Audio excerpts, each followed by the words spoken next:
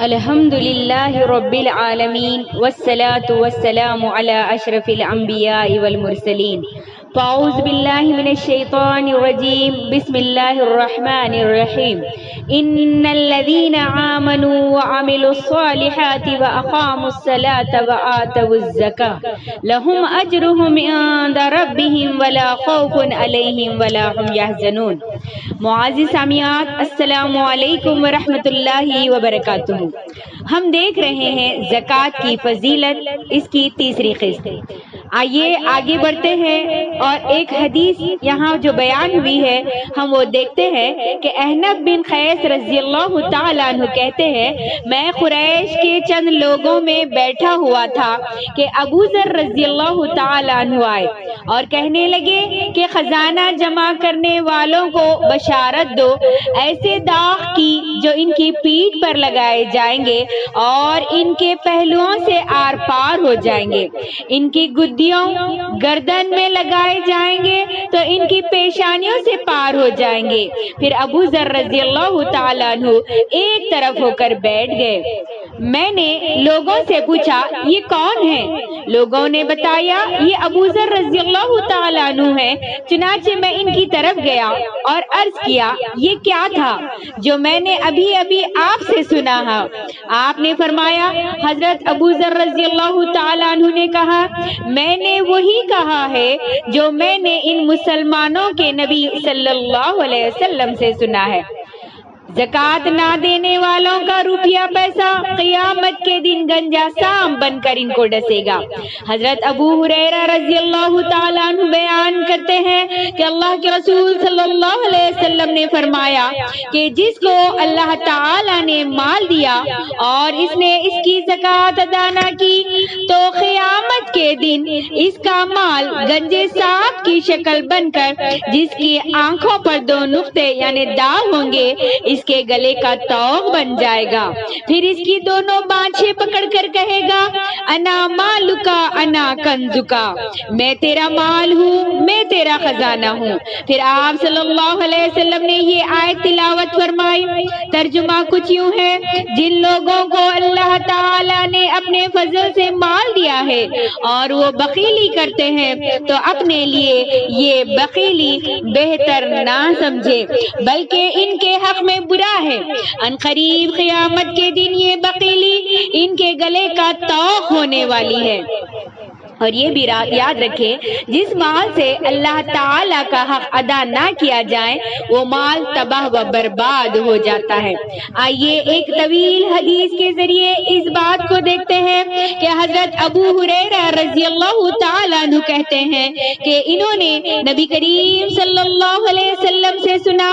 آپ صلی اللہ علیہ وسلم فرماتے تھے، بنی اسرائیل میں 3 آدمی تھے، ایک کوڑی، دوسرا گنجا اور تیسرا اندھا. اللہ تعالیٰ نے ان کو آزمانے کا ارادہ فرمایا. ان کی طرف ایک فرشتہ بھیجا.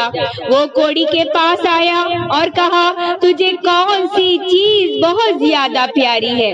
اس نے کہا، اچھا رنگ اور اچھا بدن اور وہ چیز مجھ سے دور ہو جائے جس سے لوگ مجھ سے نفرت کرتے ہیں. آپ صلی اللہ علیہ وسلم نے فرمایا کہ فرشتے نے اس کے جسم پر ہاتھ پھیرا، بس اس سے اس کی گندگی دور ہو گئی اور اچھا رنگ اور اچھا بدن دے دیا گیا. پھر فرشتے نے کوڑی سے پوچھا، تجھے کون سا مال زیادہ پسند ہے؟ اس نے کہا اونٹ یا کہا گائے. اسحاق کو شک ہے کہ ہاں کوڑی اور گنجے میں سے ایک نے اونٹ کہا اور دوسرے نے گائے کہا. پھر آپ صلی اللہ علیہ وسلم نے فرمایا، اسے ایک حاملہ اونٹنی دے دی گئی اور کہا، اللہ تجھے اس میں برکت دے دے. آپ صلی اللہ علیہ وسلم نے فرمایا، پھر وہ فرشتہ گنجے کے پاس آیا اور کہا، تجھے سب سے زیادہ کون سی چیز پسند ہے؟ اس نے کہا خوبصورت بال اور وہ چیز مجھ سے دور ہو جائے جس سے لوگ نفرت کرتے ہیں۔ آپ صلی اللہ علیہ وسلم نے فرمایا کہ فرشتے نے اس پر ہاتھ پھیرا، اس کا گنجا پن جاتا رہا اور خوبصورت بال اسے دے دیے گئے۔ فرشتے نے پوچھا تجھے کون سا مال زیادہ پسند ہے؟ اس نے کہا گائے، پس ایک حاملہ گائے اسے دے دی گئی اور فرشتے نے کہا اللہ تجھے اس میں برکت عطا فرمائے۔ آپ صلی اللہ علیہ وسلم نے ارشاد فرمایا پھر وہ فرشتہ اندھے کے پاس آیا اور کہا تجھے سب سے زیادہ پیاری چیز کون سی ہے؟ اس نے کہا اللہ مجھے بینائی دے دے تاکہ میں لوگوں کو دیکھ سکوں۔ آپ صلی اللہ علیہ وسلم نے فرمایا فرشتے نے اس پر ہاتھ پھیرا، اللہ سبحانہ و تعالی نے اس کی بینائی واپس کر دی۔ فرشتے نے کہا تجھے سب سے زیادہ پسندیدہ مال کون سا ہے؟ اس نے کہا بکریاں۔ اسے ایک حاملہ بکری دے دی گئی، پس بچے لیے کوڑی اور گنجے نے اونٹ اور گائے کے اور اندھے نے بکری کے، جس سے کوڑی کے لیے ایک جنگل اونٹوں سے بھر گیا، گنجے کے لیے ایک جنگل گائے سے بھر گیا اور اندھے کے لیے ایک جنگل بکریوں سے بھر گیا۔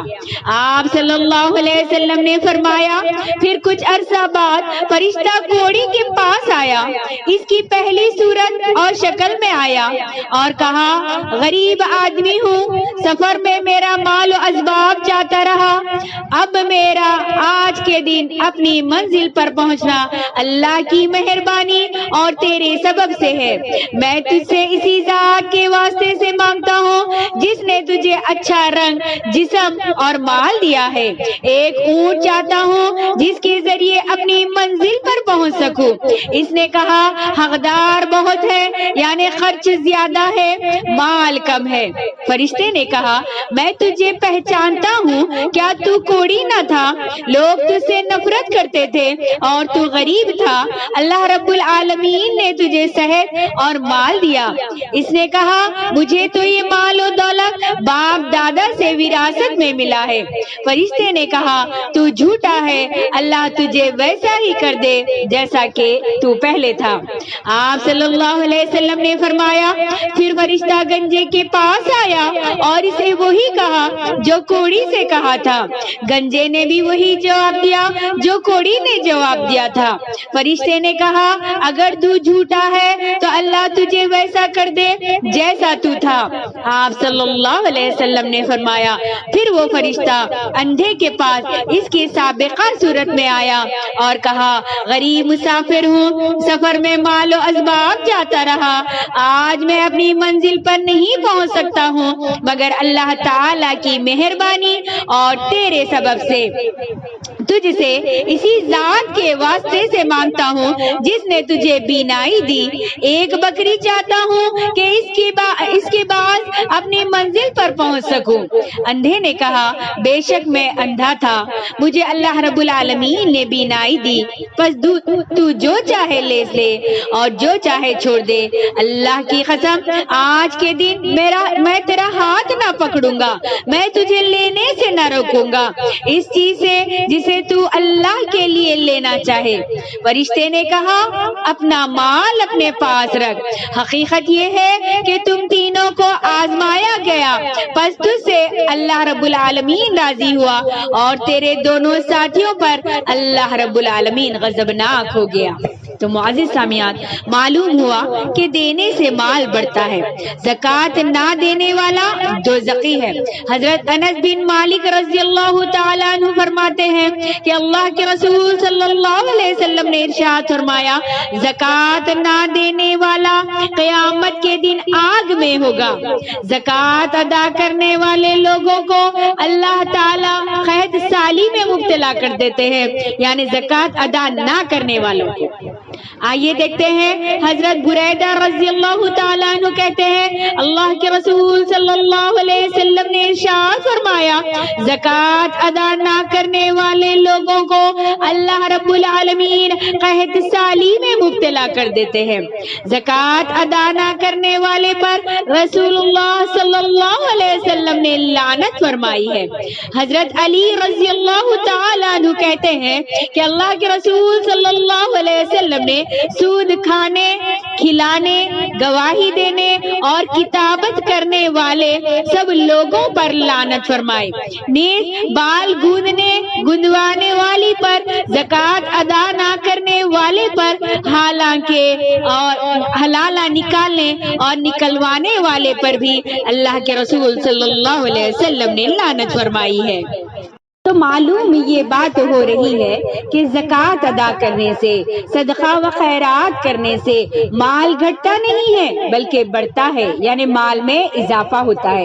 جیسا کہ ایک آدمی اللہ کے رسول صلی اللہ علیہ وسلم کے پاس حاضر ہو کر سوال کیا، آپ نے ارشاد فرمایا میرے پاس اس وقت دینے کے لیے تو کچھ نہیں، البتہ میرے نام سے کوئی چیز خرید لو تو میں اس کا قرضہ ادا کر دوں گا۔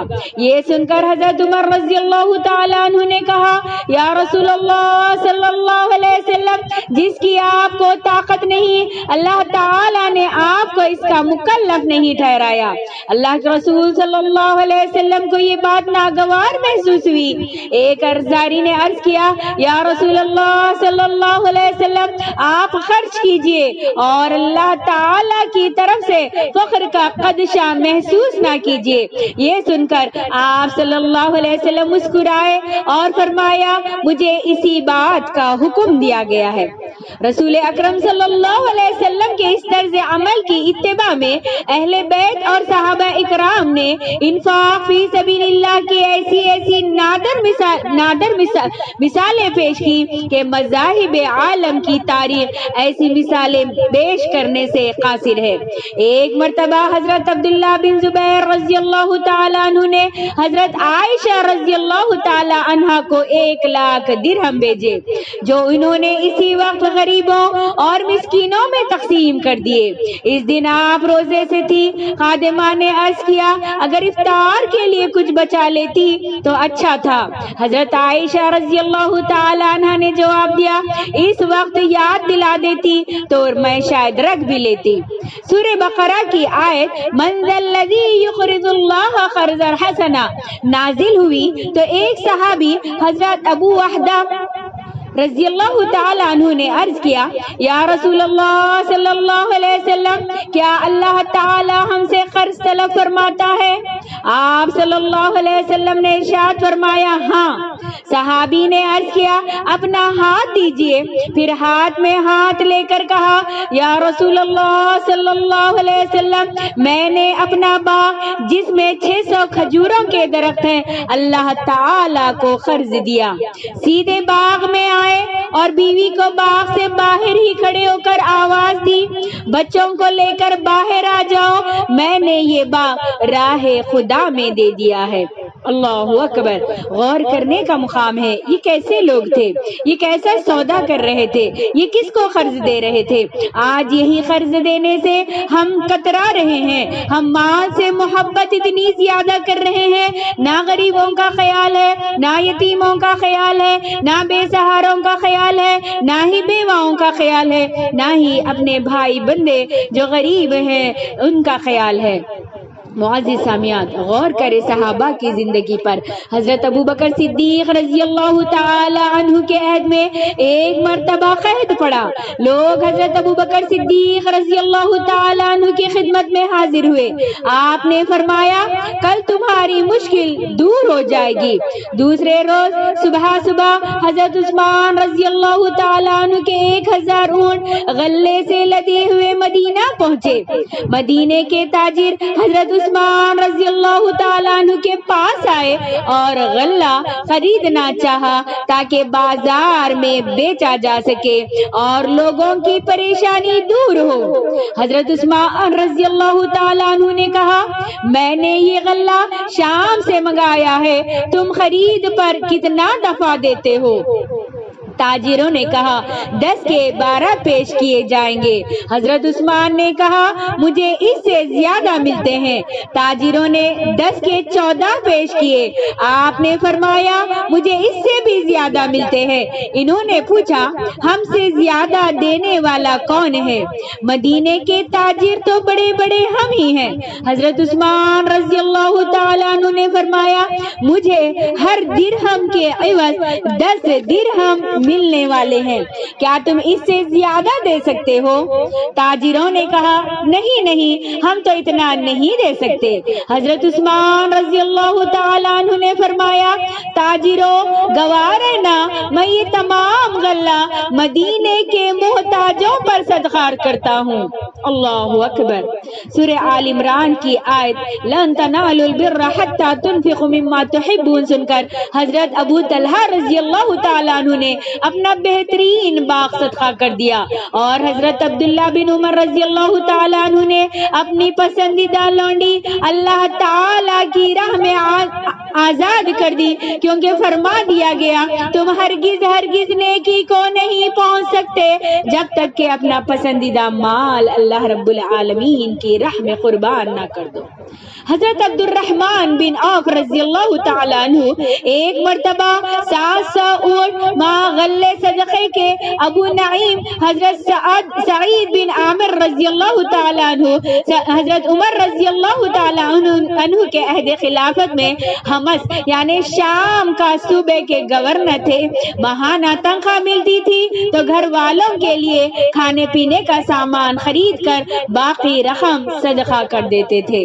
انفاق فی سبیل اللہ کا یہ ہے وہ معیار جس پر اسلام اپنے پیروکاروں کو دیکھنا چاہتا ہے۔ ان صفات سے حامل افراد سے وہ سوسائٹی اور معاشرہ وجود میں آتا ہے جس میں کوئی شخص بھوکا یا ننگا نہیں رہتا، کوئی مصیبت زدہ یا پریشان حال شخص بے سہارا نہیں رہتا، کوئی یتیم یا بیوہ احساس محرومیت کا شکار نہیں ہوتی۔ اسی معاشرے کی کیفیت اللہ کے رسول صلی اللہ علیہ وسلم نے ان الفاظ میں بیان فرمائی ہے۔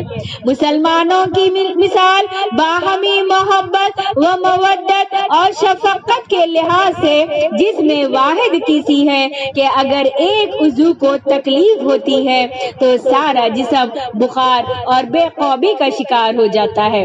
زکوٰۃ ایک مثالی معاشی نظام کی بنیاد ہے۔ کم و بیش 200 سال پہلے حریت فرد اور حریت فکر جیسے خوبصورت الفاظ کے پردے میں سرمایہ دارانہ انداز فکر کو دنیا میں ایک نظام کے طور پر متعارف کرایا گیا، جس کی بنیاد اس فلسفے پر تھی کہ ہر آدمی اپنی دولت کا مکمل مالک اور مختار کل ہے، اسے جہاں چاہے جیسے چاہے استعمال کر سکتا ہے۔ سوسائٹی اور معاشرے پر اس کے اثرات خواہ کیسے ہی کیوں نہ ہو، خواہ اس سے اس کا اپنا اخلاق اور کردار تباہ ہو یا پورے معاشرے میں فحاشی اور بے حیائی پھیلے، سرمایہ دارانہ نظام اس سے کوئی تعارف نہیں کرتا۔ اسی طرح زیادہ سے زیادہ دولت کمانے کی ہوس میں چند گھروں کا سکون اور چین برباد ہو یا پوری قوم اس کی ہوس زر کی بھیٹ چڑھے، سرمایہ دارانہ نظام اس پر کوئی قانونی یا اخلاقی پابندی عائد نہیں کرتا۔ اسی بے رحم اور سنگ دلانہ شیطانی نظام میں جہاں اخلاقی لحاظ سے انسانی اقتدار کی کوئی قدر و قیمت نہیں، وہاں معاشی لحاظ سے سرمایہ صرف سرمایہ داروں کے ہاتھوں میں ہی گردش کرتا رہتا ہے، جبکہ بے سرمایہ افراد قرضوں اور سود در سود کے بوجھ تلے دبے جاتے ہیں۔ دنیا جب اس نظام کے فریب کاریوں سے آگاہ ہوئی تو مساوات اور عدل جیسے دلکش الفاظ کے حوالے سے دنیا کو ایک دوسرے شیطانی نظام اشتراکیت سے متعارف کرایا گیا، جس کا بنیادی فلسفہ حریت فرد اور حریت فکر کی مکمل نفی تھی۔ حکومت تمام وسائل، دولت، زمینوں، کارخانوں، فیکٹریوں اور دیگر اموال وغیرہ کی مالک اور فرد مکمل طور پر محروم افراد ایک لگی بندی غلامانہ زندگی کی زنجیروں میں جکڑا ہوا، اور حکومت کے چند افراد پوری قوم کی تقدیر کے مالک و مختار۔ حکیم الامت علامہ اقبال نے اشتراکی نظام پر کتنا اچھا تبصرہ فرمایا ہے۔ یہ علم، یہ حکمت، یہ تدبیر، یہ حکومت، پیتے ہیں لہو دیتے ہیں تعلیم مساوات۔ پہلا نظام ظلم اور جبر کی ایک انتہا تھا، اور دوسرا نظام اسی ظلم اور جبر کی دوسری انتہا ثابت ہوا۔ جس طرح دنیا ایک صدی کے اندر اندر سرمایہ دارانہ نظام سے مایوس ہو گئی، اسی طرح دنیا دوسری صدی کے اختتام سے پہلے ہی اشتراکی نظام پر لعنت بھیجنے لگی۔ اس صدی کے موجودہ اشرا کو اگر اشتراکیت کی موت کا اشرا قرار دیا جائے تو شدید بے جان نہ ہوگا، جس میں نہ صرف یہ کہ اشتراکی ممالکت نے اشتراکیت کا توق گلے سے اتار پھینکا، بلکہ خود اشتراکیت کے علمبرداروں کے اپنے دیش روس میں بھی اس ظالمانہ نظام کے خلاف علم و بغاوت بلند ہونے لگی۔ تجربے نے یہ بات ثابت کر دی ہے کہ انسانوں کے لیے انسانوں کے بنائے ہوئے نظام اور قوانین کبھی بھی راہ نجات نہیں بن سکتے۔ سرمایہ داری اور اشتراکیت کے مقابلے میں اسلامی نظام معیشت کی بنیاد اس تعلیم پر ہے کہ اس کائنات اور کائنات کی ہر چیز کا مالک صرف اور صرف اللہ رب العالمین ہے۔ دولت اور وسائل، دولت کا حقیقی مالک بھی وہی ہے۔ قرآن مجید نے مختلف جگہ پر مختلف انداز میں اس کی نشاندہی فرمائی ہے۔ سورہ نور میں اللہ رب العالمین نے ارشاد فرمایا، آزادی کے خواہش مند ظالموں کو اس مال سے دو جو اللہ نے تمہیں دیا ہے۔ اسی طریقے سے اللہ رب العالمین نے یوں ارشاد فرمایا، جس مال پر اللہ تعالیٰ نے تمہیں خلیفہ بنایا ہے اس میں سے خرچ کرو۔ قرآن مجید میں 50 سے زیادہ آیت ایسی ہیں جن میں اللہ کریم نے کہیں رزقناہم اور کہیں رزقہم اور کہیں رزقناکم اور کہیں رزقکم کہہ کر لوگوں کو رزق دینے کی نسبت اپنی طرف مائل کیا ہے، جس سے انسان کو یہ حقیقت ذہن نشین کروانا مقصود ہے کہ یہ مال و دولت جسے انسان اپنی کم علمی اور جہالت کی وجہ سے اپنی ملکیت سمجھنے لگتا ہے، دراصل یہ اللہ کی ملکیت ہے جو اس نے اپنے بندوں کو امانت کے طور پر دے رکھی ہے۔ لہذا انسان اس بات کا پابند ہے کہ جو دولت اللہ تعالیٰ نے اسے دی ہے اسے اللہ تعالیٰ ہی کے حکم کے مطابق استعمال کرے۔ چنانچہ اللہ تعالیٰ نے دونوں معاملات دولت کمانے اور دولت خرچ کرنے میں انسان کو حدود و قیود بتا دی، اور دولت کمانے کے معاملے میں اللہ تعالیٰ نے جن ذرائع سے حاصل ہونے والی آمدنی کو حرام قرار دیا ہے۔ انشاءاللہ ثم انشاءاللہ ہم زکوٰۃ کی فضیلت کی چوتھی قسط میں اس کو سماعت کریں گے۔ آخر میں اللہ رب العالمین سے دعا گو ہوں کہ اللہ رب العالمین ہم تمام کو صحیح طور پر زکوٰۃ ادا کرنے کی توفیق نصیب فرمائے۔ آمین ثم آمین وآخر الدعوانا ان الحمد للہ رب العالمین۔ السلام علیکم ورحمۃ اللہ وبرکاتہ۔